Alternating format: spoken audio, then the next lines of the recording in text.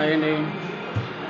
అది మరి రేపు తెలంగాణలో పవన్ కళ్యాణ్ కోసం ఇందాక వీడియో చేశాను. మళ్ళీ ఇది మళ్ళీ పెడుతున్నాను. ఇప్పుడు పవన్ కళ్యాణ్ అనే వ్యక్తి ఒక పార్టీ పెట్టాడు, రేపు మీటింగ్ పెట్టుకుంటా అంటున్నాడు. మీరు అటు పెడతాను, అవి పెడతాను, ఇవి పెడతాను అలా రెచ్చగొడితే ఇక్కడ కూటమి ఆంధ్రాలో కూటమి విజయవంతం అయిపోయింది కదా. అదే మాదిరిగా మీ తెలంగాణలో కూడా కూటమి పెట్టి అక్కడ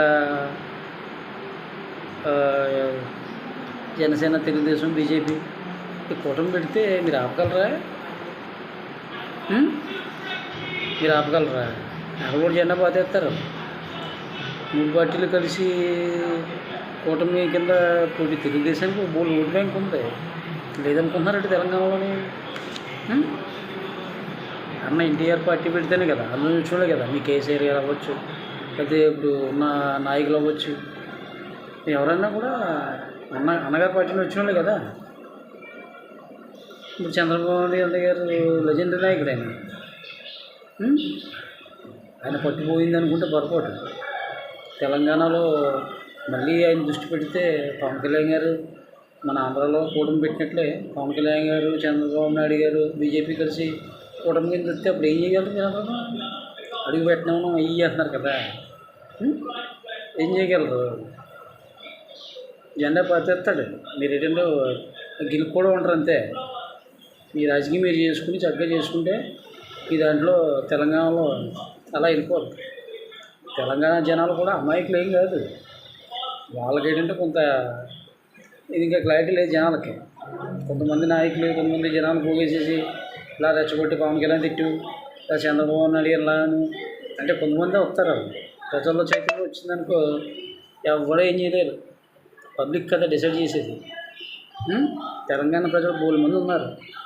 వాళ్ళందరూ కూడా క్లారిటీ వచ్చారనుకోండి, పవన్ కళ్యాణ్, చంద్రబాబు నాయుడు గారి పార్టీ పెడితే 3 మంది రాజకీయంగా 3 మంది యువతకి వీళ్ళందరికీ ఇచ్చారనుకోండి, మీరు ఏమైపోతారు? మీ రాజకీయం మీరు చేసుకోండి. ఎవరైనా సరే పక్కోటి రాజకీయం పక్కోటి చేసుకుంటాడు. ఫైనల్గా పబ్లిక్ తీర్పు చెప్తారు. ప్రజలకు సేవ చేయనివ్వండి, చేసేవాళ్ళు చేయనివ్వండి. మీ రాజకీయం మీరు చేసుకోండి, తప్పేం కాదు. రాజకీయమే కదా. అంతేగాని పవన్ కళ్యాణ్ అడ్డ రానివ్వం, చంద్రబాబు నాయుడు గారు ఇక్కడ రానివ్వం, అది ఇది అనేస్తే కాదు కదా. జాతీయ పార్టీ చంద్రబాబు నాయుడు గారు అంటే అలా పవన్ కళ్యాణ్ సునామీ ఇప్పుడు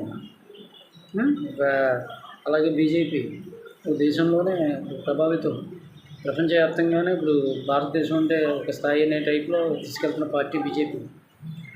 వీళ్ళందరూ కూటమి కింద వస్తే నెక్స్ట్ తెలంగాణలో కూడా కూటమి అధికారం వచ్చేస్తుంది. నేను ఆఫ్ చేయగలరా? ఇప్పుడు తెలంగాణ ప్రజలకు మళ్ళీ చెప్తున్నాను, మనందరం అన్నదమ్ములు, మన భారతీయులు మెయిన్. అది గ్రహించుకుని ఎవరు పని చేస్తున్నారో వాళ్ళకి అవకాశం ఇవ్వండి. ఇప్పుడు రేవంత్ రెడ్డి గారు చేస్తున్నారు, చక్కగా చేయనివ్వండి. ఆ తర్వాత కాదు ఎవరికి ప్రజలకు పట్టం కడతారో అవ్వండి. అందుకని అడిగట్టినేమో ఆంధ్ర ఓడు, తెలంగాణ ఓడు ఇవన్నీ ఏంటండి? మనందరం అన్నదమ్ములుగా విడిపోయాం.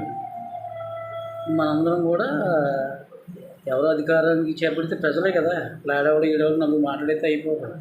పవన్ కళ్యాణ్ గారు రేపు ఖచ్చితంగా వస్తాడు, తెలంగాణ ప్రభావితం చేస్తాడు తెలంగాణ రాజకీయాన్ని. ఇది మాత్రం గుర్తుంచుకోండి. జై తెలుగుదేశం, జై కూటమి.